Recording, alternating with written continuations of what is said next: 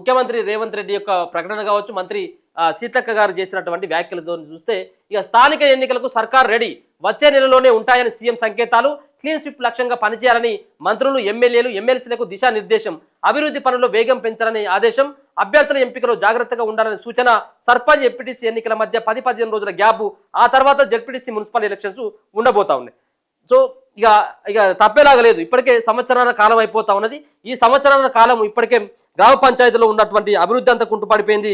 ఒక పక్కన అభివృద్ధి లేక మరో పక్కన రావాల్సినటువంటి నిధులు రాక కూడా ఆ గ్రామాల్లో ఉన్నటువంటి అభివృద్ధి అంతా కూడా ఆగిపోవడం, మరో పక్కన సంవత్సరాల కాలంలో మరి ఉన్నటువంటి ఏదైతే ఈ ఎన్నికలు ఏవైతే ఉన్నాయో ఈ పెండింగ్లో ఉన్నటువంటి ఎన్నికల్ని నిర్వహించేందుకు కసరత్తులు ముమ్మరం చేస్తూ ఉంటే కేవలం సర్పంచ్ ఎన్నికలు మొదలుపెట్టి ఆ 10-15 రోజుల గ్యాప్లోనే ఎంపీటీసీ జెడ్పీటీసీ ఎన్నికలు పెట్టి ఈ రిజల్ట్ వచ్చినంత తర్వాత నెక్స్ట్ మళ్ళీ మున్సిపల్ ఎన్నికలు జెడ్పీటీసీ ఎన్నికలు పెట్టాలన్నటువంటి ప్రయత్నం రాష్ట్ర సర్కార్ చేస్తున్నట్టుగా తెలుస్తా ఉన్నది.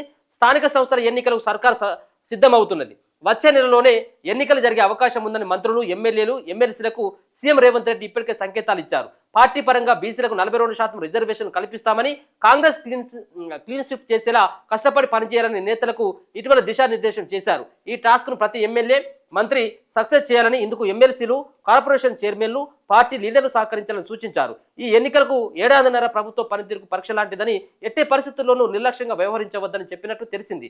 క్యాడర్తో సమావేశాలు ఏర్పాటు చేయడంతో పాటు అభివృద్ధి పనులను వేగవంతం చేయాలని ఆదేశించారు. దీంతో ఎమ్మెల్యేలు, ఎమ్మెల్సీలతో పాటు మంత్రులు కూడా నియోజకవర్గాల బాట పట్టింది.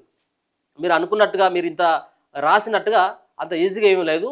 ఎమ్మెల్యేలు నియోజకవర్గాల బాట, ఊర్ల బాట పట్టేటువంటి అవకాశం కనబడతలేదు. ఎప్పుడు చూసినా కానీ ఈ హైదరాబాద్ చుట్టే కనబడతా ఉన్నారు. ఇక లోకల్ బాడీ ఎన్నికల టాస్క్ను మంత్రులు, ఎమ్మెల్యేలు, ఎమ్మెల్సీలకు సీఎం రేవంత్ రెడ్డి అప్పగించారు. ఇటీవల మంత్రులు, ఎమ్మెల్యేలతో మాట్లాడిన ఆయన ఎన్నికలు కాస్త లేట్ అయినా 100% కొట్టి తీరాలని, క్లీన్ స్వీప్ చేయాలని అన్నట్లు తెలిసింది. జిల్లా మంత్రులు, ఇన్ఛార్జ్ మంత్రులతో సమన్వయం చేసుకుంటూ ప్రభుత్వ పథకాలను గడప గడపకు చేర్చాలి. ఈ నెల చివరి వారం కల్లా నియోజకవర్గాల్లో అన్ని గ్రామాలను ఎమ్మెల్యేలు చుట్టి రావాలి. ఇక సర్పంచ్, ఎంపీటీసీ, జెడ్పీటీసీ నుంచి కౌన్సిలర్లు, వార్డు నెంబర్ల దాకా పార్టీ అభ్యర్థుల ఎంపిక విషయంలో జాగ్రత్తగా వ్యవహరించాలి. గెలుపు గుర్రాలనే బరిలోకి దింపాలి. పార్టీ కోసం ముందు నుంచి పనిచేస్తున్న వాళ్ళకు ప్రాధాన్యత ఇవ్వాలి. రెబెల్స్ అనే మాట రాకుండా అప్రమత్తంగా ఉంటేనే 100% క్లీన్ స్వీప్ చేయగలమని చెప్పినట్టు సమాచారం. ఏంటిది? గతంలో మొదటి నుంచి పనిచేసినటువంటి వాళ్ళకి టికెట్లు ఇవ్వాలి, మొదటి నుంచి పనిచేసినటువంటి వాళ్ళని గెలిపించాలి. మరి ఇప్పుడు ఉన్నటువంటి వాళ్ళకి మొదటి నుంచి మీ కాంగ్రెస్ పార్టీలో పనిచేసినటువంటి వాళ్ళకే అన్ని పదవులు వచ్చినట్టేనా? ఇప్పుడు తుమ్మల నాగేశ్వరరావు అయితే ఉన్నది, పొంగులేటి శ్రీనివాసరెడ్డి అయితే ఉన్నది, ఇట్లా చెప్పుకుంటూ పోతే చాలామంది ఉన్నారు. మరో పక్కన ఈ నామినేటెడ్ పోస్టులు కావచ్చు, చిన్న చిన్న పోస్టులు ఏవైతే ఉన్నాయో ఇప్పుడు గ్రామాలలో ఇప్పుడు లోకల్ బాడీ ఎన్నికలు స్థానిక సంస్థల ఎన్నికలు వస్తూ ఉన్నాయి. ఈ స్థానిక సంస్థల ఎన్నికల కంటే ముందు పోయేది గతంలో బీఆర్ఎస్ పార్టీకి సంబంధించినటువంటి నేతలు ఎవరైతే ఉన్నారో వాళ్ళు ఒకరిద్దరు మళ్ళీ కాంగ్రెస్ పార్టీలో చేరి ఇప్పుడు వాళ్ళ పెత్తనం అవుతా ఉన్నది. అసలు జెండా పట్టి మోసినటువంటి కార్యకర్తలు, మొదటి నుంచి ఉన్నటువంటి కాంగ్రెస్ పార్టీ జెండా పట్టినటువంటి వాళ్ళకి సరైనటువంటి న్యాయం జరగట్లేదు అన్నటువంటి విమర్శలు కూడా బలంగా వినబడతా ఉన్నాయి. సో రేవంత్ రెడ్డి గారు అంత అనుకున్నటువంటి ఈజీగా మరి 100% కొట్టాలి, 200% మనమే గెలవాలన్నటువంటి తీరుగా గ్రామాలలో కనబడట్లా. ఇక పార్టీ అభ్యర్థుల ఎంపిక, ప్రచార వ్యూహాలను రూపొందించేందుకు గ్రామ, మండల, జిల్లా స్థాయిలో కమిటీలను ఏర్పాటు చేయాలని సీఎం చెప్పడంతో ఎమ్మెల్యేలు, ఎమ్మెల్సీలు, ఇతర ప్రజాప్రతినిధులంతా ఇప్పటికే నియోజకవర్గాల్లో పాగా వేశారు. క్యాడర్తో సంప్రదింపులు కొనసాగిస్తూనే క్షేత్రస్థాయిలో తిరుగుతూ శంకుస్థాపన పనులు, అభివృద్ధి కార్యక్రమాల్లో పాల్గొంటున్నారు. ఇక సర్పంచ్, ఎంపీటీసీలో ఏది ముందు? సర్పంచ్, ఎంపీటీసీ ఎన్నికల్లో ఏవి ముందు జరిగినా వీటి మధ్య కేవలం 10-15 రోజుల వ్యవధి మాత్రమే ఉండనున్నట్లు తెలిసింది. ఆ తర్వాతే జెడ్పీటీసీ, మున్సిపల్ ఎన్నికలు నిర్వహించనున్నట్టు సమాచారం. సర్పంచ్ ఎన్నికల్లో పార్టీ సింబల్ ఉండదు. ఎంపీటీసీ ఎన్నికల్లో మాత్రమే పార్టీ గుర్తుతో జరుగుతాయి. ఈ నేపథ్యంలో ఏ ఎన్నికలు ముందు నిర్వహిస్తే అధికార పార్టీకి లాభం అనే చర్చ కాంగ్రెస్ వర్గాల్లో సాగుతున్నది. దీనిపై ఇంకా ప్రభుత్వం నిర్ణయం తీసుకోలేదు. కాగా ఎక్కువ మంది ప్రజాప్రతినిధులు సర్పంచ్ ఎన్నికల ముందు నిర్వహించి ఆ తర్వాత ఎంపీటీసీ ఎన్నికలు నిర్వహించాలని కోరుతున్నారు. 100% కూడా ఇది నిజమే. ఖచ్చితంగా ముందు సర్పంచ్ ఎన్నికలు ఉండబోతా ఉన్నాయి. వచ్చే నెల మొదటి వారంలో సర్పంచ్ ఎన్నికలు ఉంటే అది మూడో వారంలో ఎంపీటీసీ, జెడ్పీటీసీ ఎన్నికలు ఉండేటువంటి అవకాశం అయితే కనబడతా ఉన్నది. ఎంపీటీసీ, జెడ్పీటీసీ ఎన్నికలు పార్టీ గుర్తుపైన జరుగుతుంది కాబట్టి ఈ సర్పంచ్ ఎన్నికల యొక్క ఫలితాల తర్వాత ఆ విధంగా పోతే బాగుంటుంది అన్నటువంటి ఉద్దేశాన్ని మరి ప్రభుత్వ వర్గాలు అయితే చెప్తున్నట్టుగా తెలుస్తూ ఉన్నది. కాంగ్రెస్ ప్రభుత్వం ఏర్పడిన తర్వాత రాష్ట్ర స్థాయిలో ఎదుర్కోనున్న తొలి ఎన్నికలు కావడంతో అధికార పార్టీ సైతం ప్రతిష్టాత్మకంగా తీసుకుంటున్నది. ఇటీవల మంత్రివర్గ విస్తరణ చేయడంతో పాటు పీసీసీ కార్యవర్గాన్ని సైతం ప్రకటించడంతో కాంగ్రెస్ క్యాడర్ జోష్ మీద ఉన్నది. దీనికి తోడు పార్టీ వ్యవహారాల in charge Meenakshi Natarajan, PCC chief Mahesh Kumar Goud party బలోపేతంపై దృష్టి పెట్టారు. లోకల్ బాడీ ఎన్నికల నేపథ్యంలో నియోజకవర్గాల వారిగా రివ్యూలు నిర్వహిస్తూ అటు లీడర్లను క్యాడర్ను సమయత్తం చేస్తున్నారు. ప్రభుత్వం చేపడుతున్న అభివృద్ధి కార్యక్రమాలను అమలు చేస్తున్న సంక్షేమ పథకాలను గడప గడపకు తీసుకెళ్లాలని దిశానిర్దేశం కూడా చేయడం జరిగింది మొన్న. ఎందుకంటే ఒక్కొక్క జిల్లాకు సంబంధించినటువంటి ఎమ్మెల్యేలు మంత్రులతోటి మీనాక్షి నటరాజన్ గారు నేరుగా వాళ్ళతో గంటల తరబడి మాట్లాడింది. అంటే ఒక పక్కన ఎన్నికలకు అది గ్రీన్ సిగ్నల్ అనుకోవచ్చు.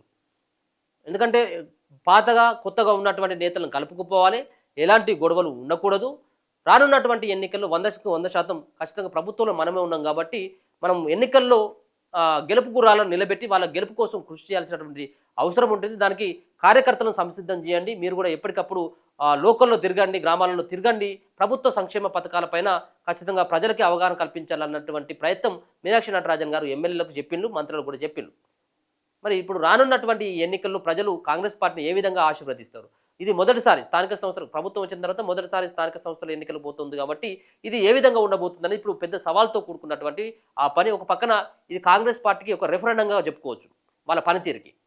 చూడాలి ఎట్లా ఉంటుందనేది. ఆయన అట్లా చెప్తే ఇక్కడ మంత్రి సీతక్క సైతం కూడా లోకల్ బాడీ ఎన్నికలు ఎప్పుడు వచ్చినా రెడీగా ఉండండి అని చెప్పేసి ఆమె చెప్తా ఉన్నది. కాంగ్రెస్ నాయకులు, కార్యకర్తలు మంత్రి సీతక్క పిలుపు, వారం రోజుల్లో రైతు భరోసా నిధులు కూడా విడుదల చేస్తూ ఉన్నాం కాబట్టి మీరు సిద్ధంగా ఉండండి అని చెప్పి చెప్తా ఉన్నారు.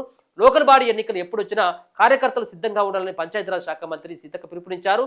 ప్రభుత్వం అమలు చేస్తున్న సంక్షేమ పథకాలను ప్రజల్లోకి తీసుకెళ్లాలని సూచించారు. శుక్రవారం మహబూబాబాద్ జిల్లా కొత్తగూడలో నిర్వహించిన వివిధ కార్యక్రమంలో మంత్రి సీతక్క పాల్గొని అనంతరం కొత్తగూడ మండల కేంద్రంలో జరిగిన కార్యకర్తల మీటింగ్లో ఆమె పాల్గొని గ్రామాల్లో సర్పంచులు లేకపోవడంతో అభివృద్ధి పనులకు ఆటంకం కలుగుతుందని, కేంద్ర ప్రభుత్వం నుంచి వచ్చే గ్రాంట్స్ కూడా అందడం లేదన్నారు. ఈ నేపథ్యంలో లోకల్ బాడీ ఎన్నికలు వీలైనంత తొందరగా నిర్వహించే అవకాశం ఉందని చెప్పారు. మండల గ్రామ స్థాయి లీడర్లు ప్రజలకు అందుబాటులో ఉండాలని, వారి సమస్యలపైన కూడా స్పందించాలని చెప్పేసి ఆమె చెప్తా ఉన్నారు. వెనుకబడిన ములుగు నియోజకవర్గానికి అదనంగా 5,000 ఇండ్లు కూడా మంజూరు చేస్తున్నట్టు తెలిపారు. 10 ఏళ్లలో ఏమి చేయని బీఆర్ఎస్ నేతలు ఏడాదిన్నరలో కాంగ్రెస్ ప్రభుత్వం అమలు చేసిన పథకాలు చూసి ఓర్వలేక సోషల్ మీడియాలో కొంత అసత్య ప్రచారం చేస్తున్నారన్నటువంటి అంశాన్ని కూడా ఆమె చెప్పడం జరిగింది. సో మొత్తానికైతే మాత్రం ఖచ్చితంగా ఈ వచ్చే నెల అంటే ఈ నెల చివరిలో ఎన్నికల నోటిఫికేషన్ వచ్చి ఇంకొక 15 రోజులలో ఈ ఎన్నికల నోటిఫికేషన్ వచ్చి ఒక పక్కన రైతు భరోసా కూడా ఈ 10-15 రోజులే అంటా ఉన్నారు. అంటే ఎన్నికల నోటిఫికేషన్ వస్తే ఈ రైతు భరోసా పైసలు వేయడానికి వీలుండదు. అందుకని చెప్పేసి ఈ 10-15 రోజులలో ఇలా 14వ తారీఖు ఇలా ఇంకా ఉన్నటువంటి ఈ మిగతా ఉన్నటువంటి ఈ 15 రోజులలో ఒక పక్కన ఈ 10 రోజులలో మిగతా సంబంధించిన రైతు భరోసా పైసలు వేసి దాని తర్వాత ఈ నెల చివరిలో నోటిఫికేషన్ స్థానిక సంస్థల నోటిఫికేషన్ ఈ నెల చివరిలో వేసి వచ్చే నెల మొదటి వారంలో ఎన్నికలు నిర్వహించి 3వ వారంలో ఎంపీటీసీ జడ్పీటీసీ ఎన్నికలు నిర్వహించేటువంటి అవకాశం అయితే కనబడతా ఉన్నది.